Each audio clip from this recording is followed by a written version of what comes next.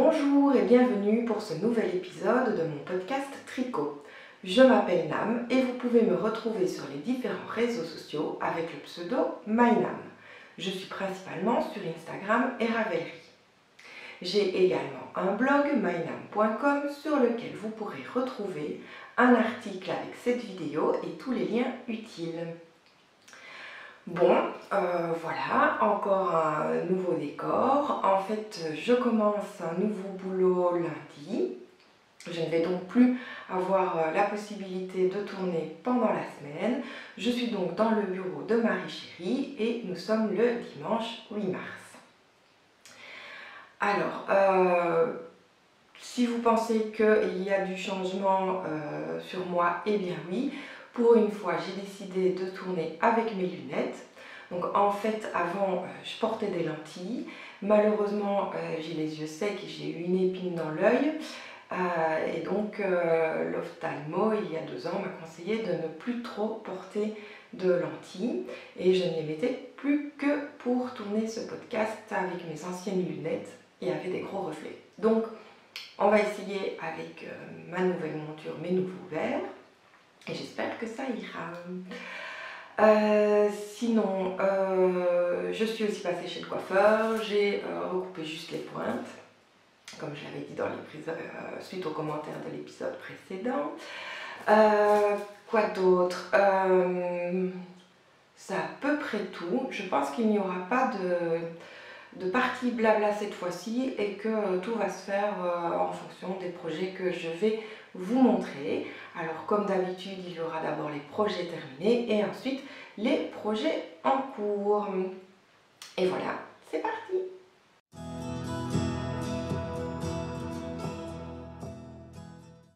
Alors, je me rends compte que le fauteuil grince un petit peu, j'espère que ça ne vous gênera pas trop. Le premier projet terminé, c'est celui que je porte, c'est le modèle Ceta de Marianne Munier, alias Marie Guéné sur les réseaux sociaux. C'est un modèle payant, je pense qu'il est à 7 €, moi je l'avais eu gratuitement. Et donc en ce moment, Marianne relit tous ses patrons, les fait éditer et les refait tester pour qu'ils soient vraiment nickel. Donc moi j'ai reçu ce joli modèle suite à un concours parce que j'aimais beaucoup le col V et vous le verrez, la dentelle dans le dos.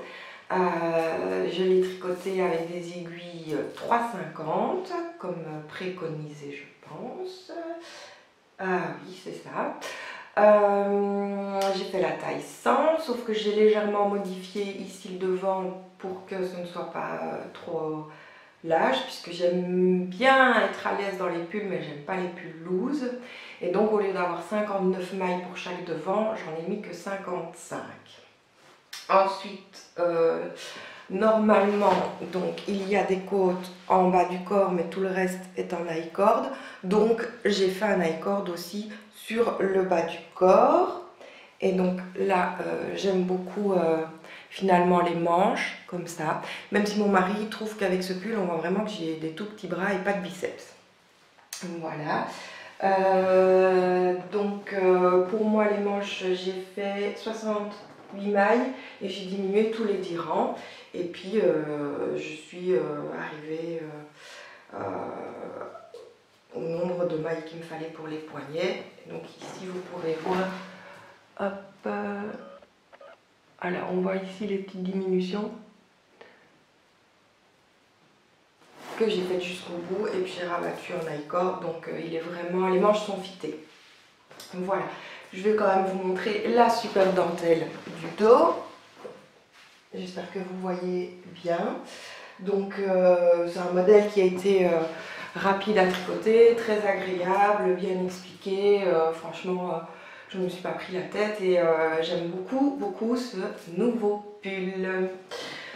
Voilà, je vérifie et je n'ai absolument rien d'autre à ajouter pour ce modèle. Le fil est très agréable à tricoter, c'est du mérinos, hein, donc pas de surprise. Évidemment, j'adore la couleur. Et voilà, c'est un pull que je porte assez souvent. Je le trouve quand même super classe. Voilà. Et d'ailleurs pour mon entretien, pour le boulot que je commence demain, j'ai mis avec un blazer. Donc voilà pour ce premier projet terminé. Le second projet terminé, ce sont les chaussettes pour mon mari qui l'attendait depuis fort longtemps, puisque je les ai commencées le 1er octobre et que je les ai terminées le 14 février. Alors c'était absolument pas pour la Saint-Valentin, parce que nous on ne fête pas la Saint-Valentin, on considère que notre amour se fête tous les jours. Mais bon voilà, c'est tombé comme ça, et donc il s'agit d'un modèle personnel, hein. J'ai juste suivi ma recette habituelle, la nouvelle, que vous pouvez aussi retrouver sur le blog. Et pour cela, j'ai utilisé de la laine de chez Lily Neige. Voilà, donc cette laine, c'est un double gradient. Je vais reprendre mes notes, comme ça vous continuez à pouvoir regarder l'étiquette. Double gradient avec un mini spécial chaussette. Le coloris c'est Jellyfish. Il y a 50% de mérinos, 20% de nylon, 30% de bébé alpaga. Moi j'ai utilisé 330 mètres. Voilà, j'ai tricoté en aiguille 2,5. J'avais commencé en 2,25 comme je fais habituellement, mais le fil est quand même un peu épais. Et donc j'avais plus facile en 2,5. Voilà ce qui reste du gradient. Et alors du contrastant, si je retrouve la toute petite boulette, la voici. Il ne reste que ceci. Et quand même pour vous montrer donc les chaussettes. Voilà, donc j'ai commencé avec celle-ci. J'ai fait par la pointe, puis j'ai augmenté. Donc c'est un Julie's Magic Caston, je ne sais même plus combien de mailles j'ai mis. Je pense que c'était, ça devait être un 10 sur celle-là. J'ai commencé avec une partie du gradient.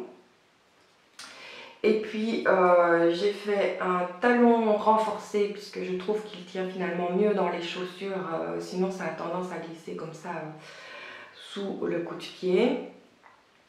Ensuite j'ai tricoté en jersey la tige et puis des côtes torse 1-1 avec un Jenny Surprisingly Stretchy Bind Off comme d'habitude. La seule donc, différence c'est le talon. Donc je voulais pouvoir tricoter un talon renforcé en fil contrastant. J'ai utilisé pour ça la recette de Nathan Taylor, le stockmaticien, que j'avais déjà. Voilà. Ça explique où commencer effectivement le talon avec le fil contrastant. Pour la deuxième chaussette, comme je l'ai commencé bien après, je ne me souvenais plus trop de ce que j'avais fait. Donc j'ai monté comme d'habitude ma pointe avec 12 mailles sur chaque aiguille, j'ai augmenté, donc pour mon mari j'augmente jusqu'à 64 je pense. J'ai tricoté le pied avec l'autre côté du gradient. Ensuite j'ai fait le talon, cette fois j'ai fait celui de Chloé Tisserand Coquet que vous pouvez retrouver dans la majorité de ces modèles. Sauf que j'ai inséré le fil contrastant. À peu près, j'ai refait les calculs pour que ça tombe bien au milieu, comme Nathan Taylor l'avait fait. Voilà. Ensuite, j'ai tricoté le reste, la tige pareil, les côtes pareil et le rabattage pareil. Donc, il y a deux talons différents pour ces chaussettes. Honnêtement, la différence, on la voit très peu. Mon mari les a testés, pour lui ça n'a aucune différence à apporter, il les trouve tout aussi confortables et il ne voit pas où est la différence. Évidemment ma préférence va à Chloé Tisserand Coquet puisqu'elle est une personne que j'apprécie énormément, que voilà, elle est douce et gentille. Je sais qu'il y a eu par après des problèmes avec Nathan Taylor, je n'ai pas suivi, j'ai juste vu sur Instagram au sujet de l'inclusivité, le racisme, etc. Donc ça ne me donne pas envie de continuer à acheter ces patrons.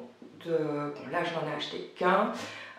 J'ai compris, voilà, j'ai testé le talon, mais je pense que ça s'arrêtera là. Voilà pour ce deuxième projet terminé. Si vous souhaitez parler de racisme, d'inclusivité, etc., je vous y encourage. C'est vrai que moi sur les réseaux sociaux, je ne prends pas la parole parce que voilà, c'est quelque chose qui me gêne de le faire par écrit. Je trouve que c'est toujours mieux de le faire dans une conversation où on a vraiment la possibilité de voir les expressions du visage, s'il y a de l'ironie ou pas, etc. Je trouve que par écrit, souvent aussi, c'est difficile de replacer un contexte, c'est difficile de se faire comprendre. Comme vous pouvez le voir, je n'ai pas un faciès de blanche privilégiée, même si j'ai été élevée en tant que telle, puisque j'ai été adoptée, ce qui fait que voilà, je ne sais pas toujours très bien où me placer. Ça m'est déjà arrivé d'avoir des remarques racistes, c'est sûr. Ça m'est aussi déjà arrivé par les gens qui connaissent mes parents de me prendre des remarques par rapport à mon éducation aussi. Au final, moi, je suis généralement, je pense être tolérante et accepter tout le monde. Voilà. Après, est-ce qu'il faut boycotter les gens qui se comportent mal? Je pense que c'est effectivement une façon de leur faire comprendre qu'ils ont un mauvais comportement. On en parle beaucoup en ce moment avec ce qui s'est passé au César, ce qui s'est passé aussi avec la boxe de Karl Lagerfeld. Effectivement, je ne pense pas qu'on puisse dissocier une personne de son œuvre, puisque c'est en général sa vie qui l'inspire. Donc voilà. Mais si vous voulez en discuter en message privé, surtout, n'hésitez pas. Et si jamais vous vous sentez mal par rapport à ce que je dis dans mes podcasts, mes posts sur Instagram, etc., n'hésitez pas à m'en faire part parce que c'est comme ça qu'on évolue et qu'on grandit. Voilà pour ce petit intermède et on va reprendre la suite des projets terminés. Donc j'ai enfilé mon dernier projet terminé côté pull. Il s'agit d'un mix entre deux patrons, le Ranunculus de Mélanie Ami, alias Mélina le petit panda, et du Princess Fiona de Amy Miller. Voilà. Alors, j'aimais beaucoup le Princess Fiona, qui se tricote en sport et qui a un col rond. Mais j'adorais la dentelle. Et puis j'ai vu le Ranunculus de Mélina que j'aimais beaucoup et que j'ai gagné au tirage au sort. Je pense que c'était pour un cal, mais je ne sais plus lequel. C'était pas le dernier, c'était l'avant-dernier. Donc c'était celui de 2018, je crois qu'il s'appelait Culture de pelote. Voilà, donc je me suis dit, je vais mixer les deux parce que le Ranunculus, j'aime un petit peu moins la dentelle. Donc, je reprends mes notes. Les deux modèles sont payants, ils sont tous les deux en anglais. Celui de Mélina est également en français. Celui de Mélina est à 8,40 €, celui du Princess Fiona d'Amy Miller à 7,20 $. Alors, il faut savoir que les patrons de Mélina sont gradés pour toutes les tailles, mais vraiment toutes les tailles, avec des ajustements de folie pour pouvoir vraiment s'adapter à toutes les morphologies, ce qui explique le prix un petit peu plus élevé. Et franchement, vu le travail, ça les vaut. Voire, ça pourrait même être plus cher parce que franchement, il y a vraiment pour tout le monde. Donc c'est un projet que j'ai tricoté de façon vraiment express puisque je l'ai commencé le 13 février, terminé le 24. J'ai tricoté la taille S avec un ajustement de 11 cm pour la poitrine. Donc, en fait, chez Mélina, vous avez les tailles habituelles, hein, XS, S, et ça va jusqu'à je ne sais pas combien de X pour les XL, les grandes tailles. Seulement, elle tient compte de la morphologie. Donc moi par exemple, je suis assez fine, mais j'ai une plus grosse poitrine que ce que je devrais. Donc pour ça, Mélina considère qu'il y a 45% du tissu de votre vêtement qui est pris par le dos et 55% qui est pris par la poitrine. Et c'est pour ça qu'elle part de la mesure dos. Donc vous devez vous mettre debout, les bras le long du corps, et on prend à ce niveau-là, mais au niveau du dos, donc à la commissure de l'aisselle et du dos. Donc moi là je fais 36 cm, ce qui est normalement même la taille XS. Sauf que quand je fais le tour de la poitrine, j'ai entre 92 et 95 en fonction du poids. Donc, voilà. Comme j'ai perdu un peu de poids, je suis plus à 92 pour le moment. Mais ce qui fait que normalement, il faudrait que je fasse une taille M au niveau de la poitrine. Et c'est déjà, c'est ce que je tricote en général, la taille M. Donc avec Mélina, vu que j'ai une taille XS pour le dos et M pour la poitrine, il était conseillé de monter d'une taille pour le vêtement total, donc de passer à S, et de faire un ajustement pour arriver à mon tour de poitrine, c'est-à-dire par rapport à la taille S qui fait 85 cm, mettons, de faire donc plus 11 cm afin d'avoir un peu d'aisance. Donc voilà comment fonctionne le système d'ajustement de Mélina. Vous pouvez également ajuster pour les bras, pour celles qui ont des plus petits bras ou des plus gros bras. Vous pouvez également ajuster au niveau de la taille et au niveau des hanches. Donc tous ces ajustements-là sont possibles. Le tout, c'est la première fois, il faut se mesurer pour savoir.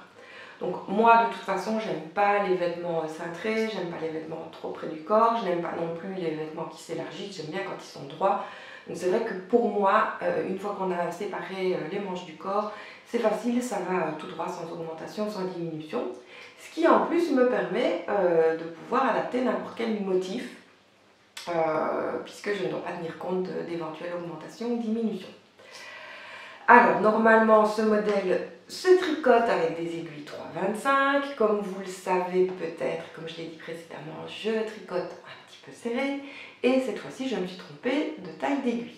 Donc au lieu de prendre les 3,25 comme préconisé ou de monter à 3,50 comme j'aurais pu le faire d'habitude, je me suis trompée et j'ai tricoté en 3. Ce qui donne un pull qui est un peu plus serré que ce que je voulais à la base, mais pas de beaucoup. Et ce qui fait que j'ai utilisé plus de fil. Donc là, j'ai utilisé 1168 mètres. Et alors, où est-ce que j'ai mis l'étiquette? Là. Alors, le fil utilisé, c'est Lilou. Alors, j'aime beaucoup les fils. Malheureusement, elle a arrêté son activité. Elle va plus s'occuper d'écologie. Voilà, ce que je trouve très bien comme concept pour elle. Que ce que je trouve dommage pour nous parce que j'aimais vraiment bien ce qu'elle faisait. Je n'avais pas eu l'occasion de beaucoup en acheter puisque c'est aux États-Unis. Donc celle-ci, c'est de la Merino Fingering. Voilà, donc 400 mètres pour 100 grammes, classique, 100% mérinos. Et le coloris, c'était Fruit Punch.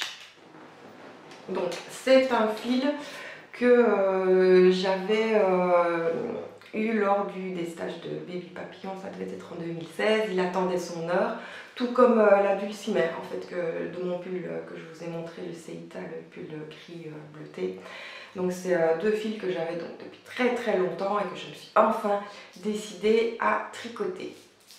Alors, voici donc ma version avec le joli col V, comme vous pouvez le voir, et la dentelle du Princess Fiona. Voilà, qui se poursuit dans le dos.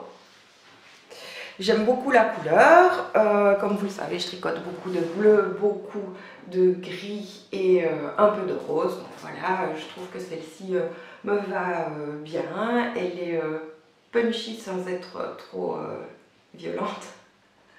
Elle est, voilà, je trouve qu'elle est vraiment très très jolie.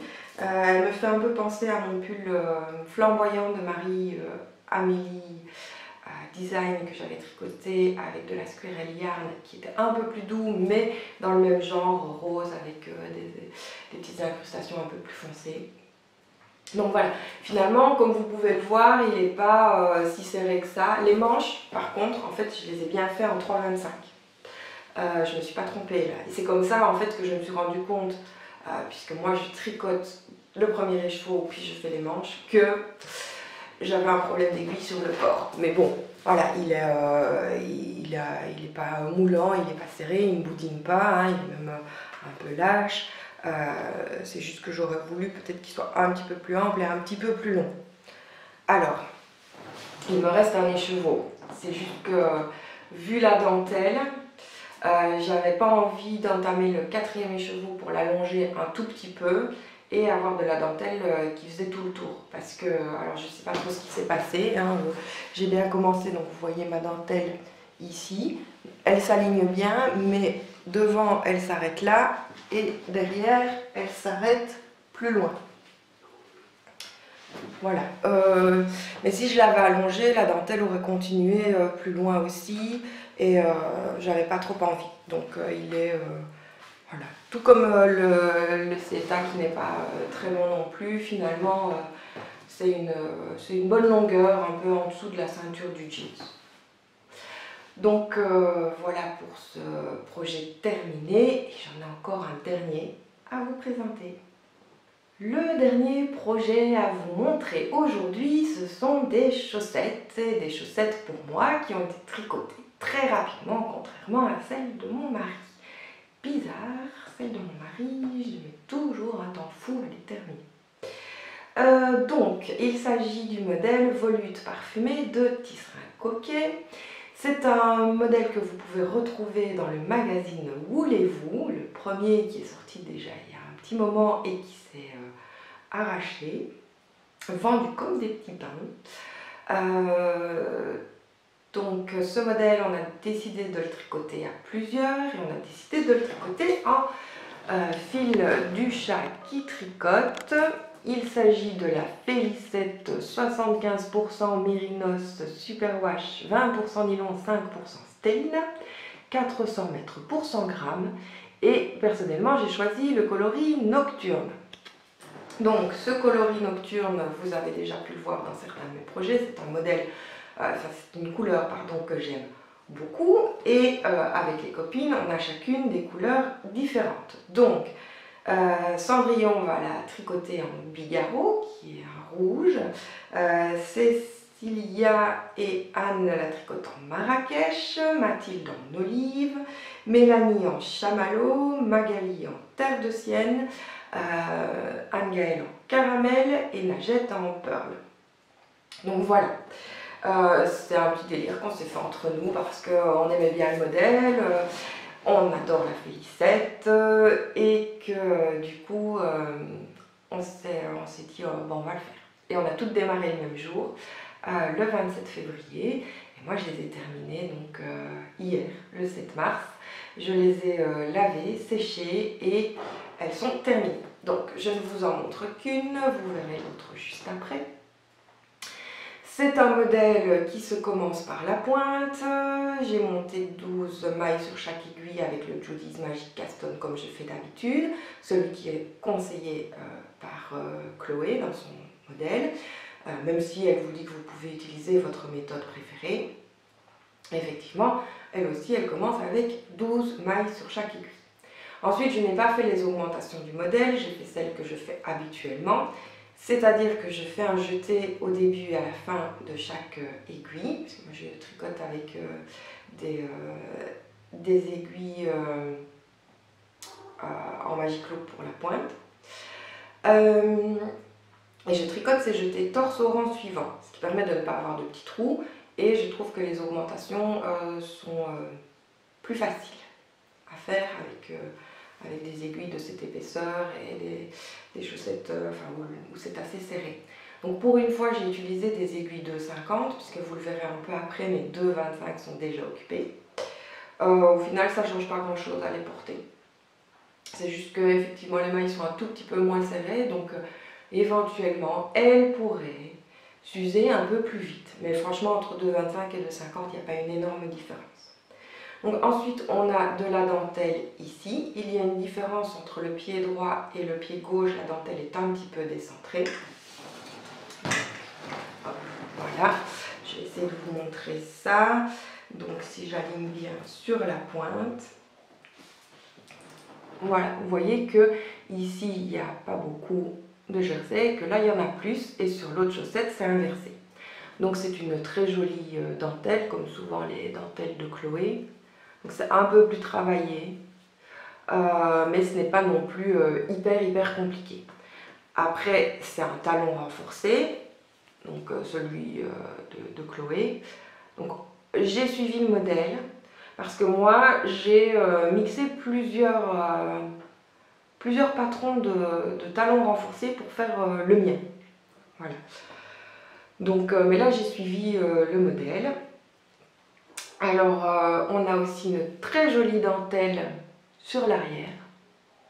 Donc je me demande même si je préfère pas celle-là parce que généralement je préfère quand même les choses fort simples. Donc celle-là je la trouve vraiment très jolie. Ensuite on a les côtes 1-1. Donc sur celle-ci j'ai respecté le modèle, mais sur l'autre paire, enfin sur l'autre chaussette, je suis partie comme je fais d'habitude et j'ai fait des côtes torse. Alors ça ne change pas fondamentalement le port de la chaussette, hein. C'est juste que ici ça va moins se resserrer quand c'est lâche. C'est quand même élastique, hein. Les deux sont super élastiques, mais avec les côtes torse je trouve que ça se resserre un petit peu plus. Après ça fait pas une grosse différence non plus, hein. Et pour le rabattage, c'est le Jenny Surprisingly Stretchy Bind Off que j'utilise habituellement. Donc je le trouve bien élastique, je trouve qu'il n'est pas moche sur des côtes. Et je vous avoue que moi le tubular bind off, généralement, il est un petit peu plus serré. Alors je pourrais prendre une taille d'aiguille au-dessus pour faire les deux rangs avant le rabat, voire zapper ces deux rangs. Faudrait que j'essaye, mais même si je le trouve très beau parce que ça fait une continuité des côtes, je trouve qu'il est quand même plus long. Et parfois, voilà, ça m'embête un petit peu de prendre ce temps-là, j'aime bien finir vite. Surtout que les chaussettes, au final, je les refais à la taille que je les faisais avant. J'ai essayé un peu plus haut, là, je vous avais dit, pour que ça ressorte hors de mes bottines. Mais je me rends compte que je trouve ça super inconfortable en fait d'avoir le jeans rentré dans la chaussette. Je trouve qu'il se met moins bien, voilà, que les coutures me gênent. Alors que si je le mets par-dessus la chaussette dans la bottine, il n'y a aucun problème. Qu'est-ce que je voulais dire d'autre? Ah oui, le fil. Alors franchement, il est super doux, super moelleux. Pour ce type de fil, j'ai déjà beaucoup tricoté de chaussettes, y compris avec de la stellina, et celui-ci est vraiment hyper doux et hyper moelleux. Si je devais classer les fils que je préfère, j'aime beaucoup en chaussettes, mais sans stellina, la Hedgehog Fibers, et qui contient moins de nylon, ce qui fait qu'elle est plus douce. Et celle-ci, même avec les 20% de nylon et les 5% de stellina, elle est aussi douce et aussi agréable au pied. Donc, petite chose pour le modèle aussi, c'est que normalement on doit faire un motif de plus. Moi je voulais pas que ça monte trop haut, et donc voilà, j'ai fait un motif de moins que préconisé, ce qui m'a permis en fait de tricoter cette chaussette avec seulement un demi-écheveau. Donc il me reste un autre demi-écheveau avec lequel je vais tricoter les Gliding Birds. Donc j'avais déjà le bonnet et les mitaines, et j'aurai donc les chaussettes à paillettes assorties. Sachant que le bonnet et les mitaines, il n'y a pas les paillettes, puisqu'à l'époque il n'y avait pas encore de fil à paillettes chez le Chaplicote. Ce sont les deux paires de chaussettes que je compte porter pour aller au Knit It, parce que oui, cette année je fais les 2 jours de Knit It avec les copines. Nous sommes une vingtaine à partir du point ici. On va débarquer en troupeau vers 11h, 11h30 à la gare de Saint-Exupéry. Après, il faut encore qu'on décide de comment on va rallier l'hôtel et puis le Knit It. Donc le Rhône Express, c'est quand même pas donné, donc on s'est dit qu'on se partagerait bien des grands taxis. Voilà. On dort toutes dans le même hôtel. Le soir, on va tout aller au restaurant, donc ça va faire super grosse fiesta. Ça fait trop bien. J'ai hâte, j'ai hâte, j'ai hâte. Vous verrez dans les projets en cours que j'ai d'autres projets pour cette sortie entre filles, entre tricopathes, entre folles dingues de laine. Voilà, je suis trop contente. Alors, comme vous le savez, vous voyez mon visage, mais moi je ne vois que mon appareil photo. Donc, si vous me reconnaissez, n'hésitez pas à venir me faire un petit coucou. Parce qu'en plus, souvent, les avatars, que ce soit en commentaire ou sur Ravelry, ce sont rarement les visages. Et donc, moi, je ne sais pas qui vous êtes, à moins de vous avoir déjà rencontré auparavant. Et dans ce cas-là, j'espère que vous reviendrez me dire bonjour. Et j'espère que si je vous vois, c'est sûr, non, c'est pas j'espère, c'est sûr, je viendrai vous faire un coucou. Je pense que oui, la laine, c'est agréable. Papouiller, acheter, découvrir, c'est super chouette, mais ce que je préfère, c'est rencontrer les gens dans ce genre d'événement. Alors, comme je vous ai dit, on vient en troupeau, mais le troupeau, il va se disperser. Donc, il ne faut surtout pas avoir peur. Et puis, même si je suis avec 2-3 copines, elles sont super gentilles, super ouvertes, super accueillantes. Et donc, ne faites pas les timides. Voilà, je vous invite... soit à venir me faire un coucou, soit à porter un badge avec votre pseudo pour que moi je puisse venir vous faire un coucou. Dernière petite chose par rapport à mes chaussettes et aux knit-it, c'est que j'ai acheté une paire de baskets que vous avez peut-être pu voir sur Instagram. Donc voilà, ce sont des Puma Clyde Clear ou Clear Clyde. Elles sont donc transparentes et vous pouvez voir ma chaussette à travers. Donc, certaines m'ont fait la remarque que j'étais à la pointe de la mode. Je vous avoue que ces baskets apparemment sont sorties depuis un certain temps, puisque moi quand je les ai découvertes, il ne restait plus qu'une pointure 36 et une pointure 38. Donc désolée, j'ai pris la dernière paire de 38 qui est donc une des pointures les plus courantes en Europe. Voilà, après, il y a des tas d'autres marques qui ont aussi fait des baskets transparentes, notamment Lecoq Sportif et Converse. Bon, moi, je suis plus trop fan de Converse, donc voilà, j'aimais bien ce modèle-ci. N'hésitez pas aussi à rechercher en seconde main sur certains sites ou certaines applications. Voilà, je pense que je vous ai tout dit pour les projets terminés. On va pouvoir passer aux projets en cours.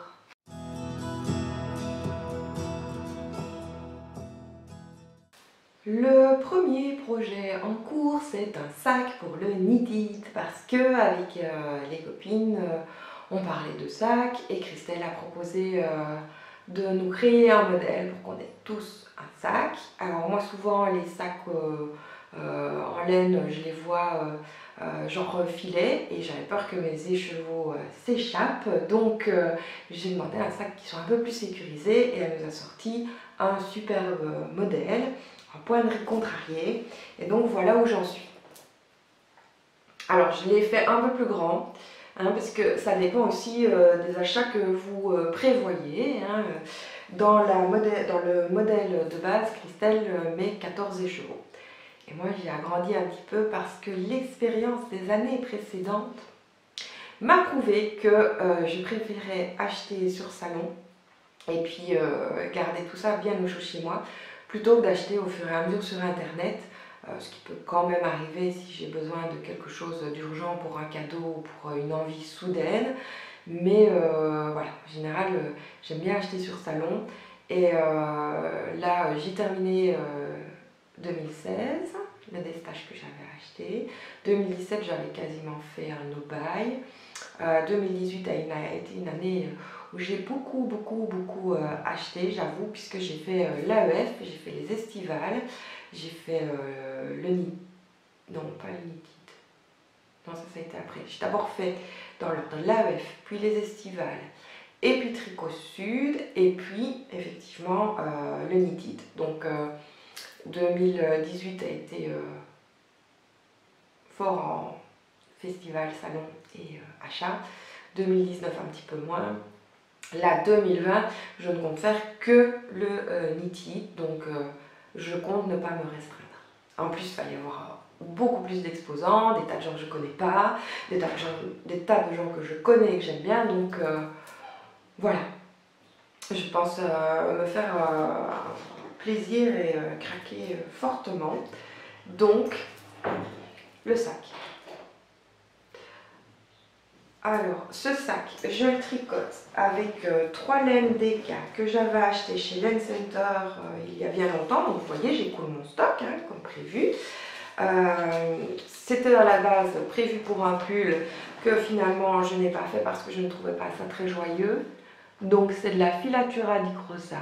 Il y a de la Zara, la 1924. C'est le coloris le plus turquoise, on va dire, qui est celui-là. Et qu'on voit moins bien, mais qui est le coloris qui s'intègre ici. Ensuite, on a la Zara Mélange, donc celle-là, c'est la 1627, la première c'est 1924, qui est le deuxième coloris, voilà, c'est celui-ci, que vous voyez donc, qui est utilisé ici et là. C'est celui qu'on verra le moins. Et le dernier, c'est aussi Zara Mélange. C'est le coloris 1628 et c'est celui-là. Donc en fait, là je vais continuer le point de contrarié bicolore avec ces deux fils-là. Et après, au final, ne restera plus que le turquoise.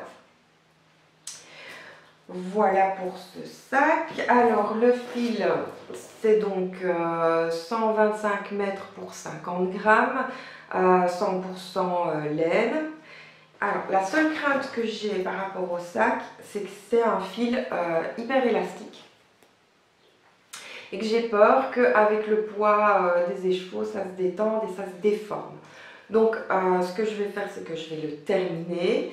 Et ensuite, je testerai et si je vois qu'il se détend trop, je le doublerai.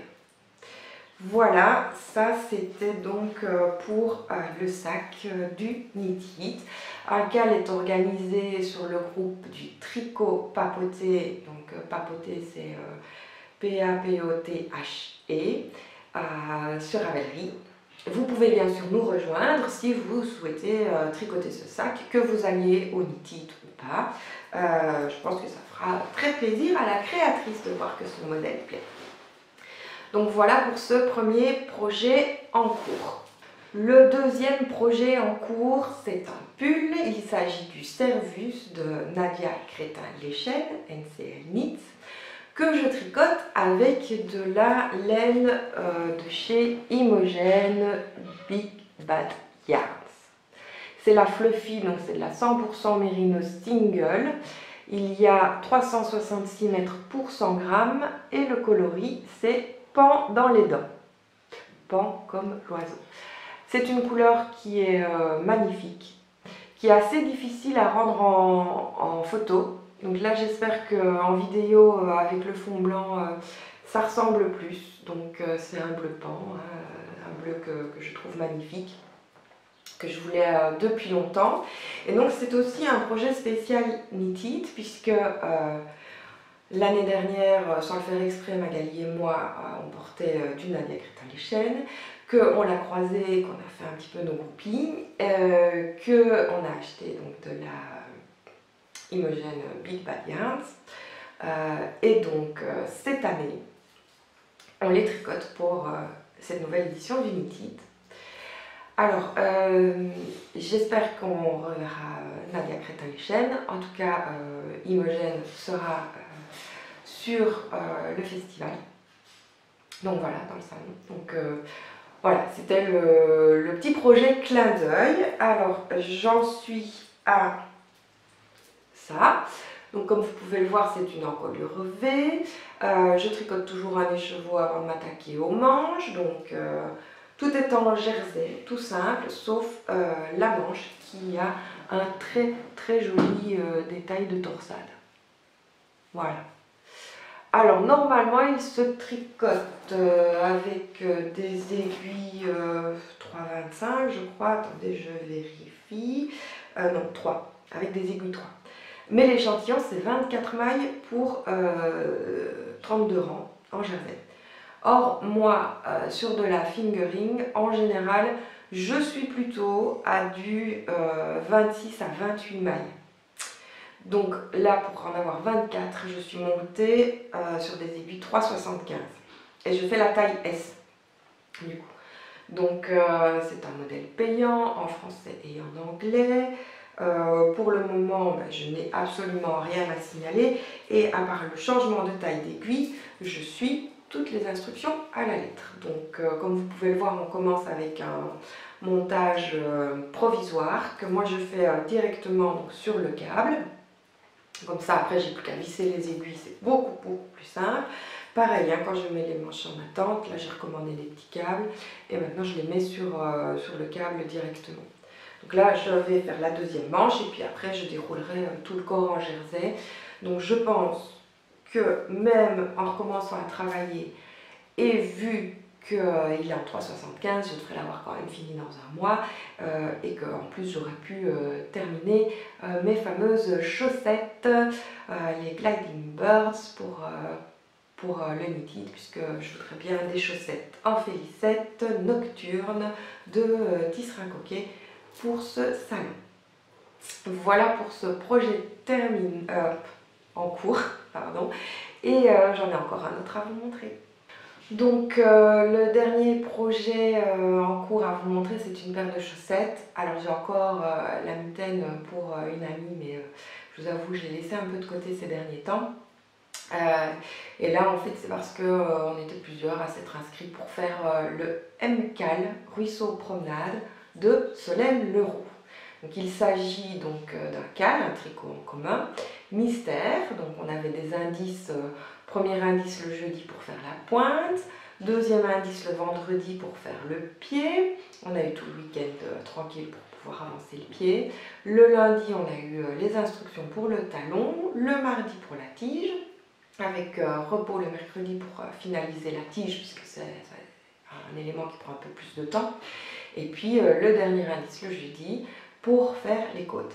Et comme ça, on a fait une chaussette en une semaine.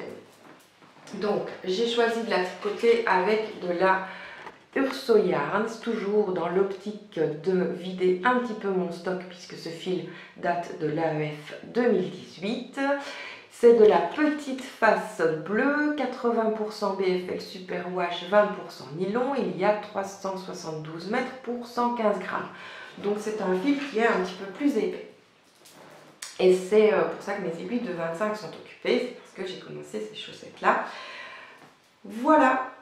Alors je trouvais que la couleur, même si elle s'appelle Rusty de Nîmes, se prêtait bien pour Ruisseau Promenade, puisque pour moi un ruisseau c'est plus dans les tons verts que dans les tons bleus, qu'il y a parfois des petites taches soit de feuilles, soit de fleurs, soit de soleil. Donc voilà. Alors je me suis un peu plantée. J'ai monté 16 mailles sur chaque aiguille au lieu de 16 mailles en tout. J'ai fait mes augmentations habituelles jusqu'à avoir 60 mailles, puisque le modèle en demande 60. Donc je pense qu'elles vont être un tout petit peu plus larges, c'est pour ça que j'ai tricoté en 2,25. Ensuite on a ces torsades, là, c'est joli. C'est un peu épais, donc il faudra voir dans la chaussure si c'est pas gênant. Et c'est vraiment pas super agréable à faire. Parce qu'en plus, ma laine, c'est du BFL, donc pas super retordu. Donc voilà. Après, on a un talon. Alors, ce que j'ai moins aimé dans ce modèle, avoir à porter, hein, parce que je ne les ai pas encore portés, mais c'est pas que j'ai moins aimé, c'est ce qui m'a étonné plutôt, c'est qu'on commence les augmentations plus tôt. D'habitude, on fait à 7,5 avant la fin du pied, sachant que mon pied fait 23,5 pour un 38 classique. Là, on commence les augmentations à 12,5 avant la fin du pied. Donc, on a plus des augmentations plus tôt et on en a plus, puisqu'on finit, je pense, avec plus de mailles pour commencer le talon. Je pense qu'on en a 90, là où, en général, on en a quand même 10 de moins. Donc voilà, un talon renforcé.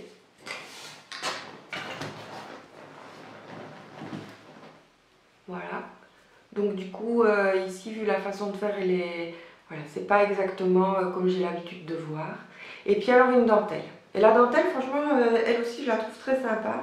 Ce que j'ai bien aimé, c'est qu'il y a une continuité entre les torsades ici et la dentelle.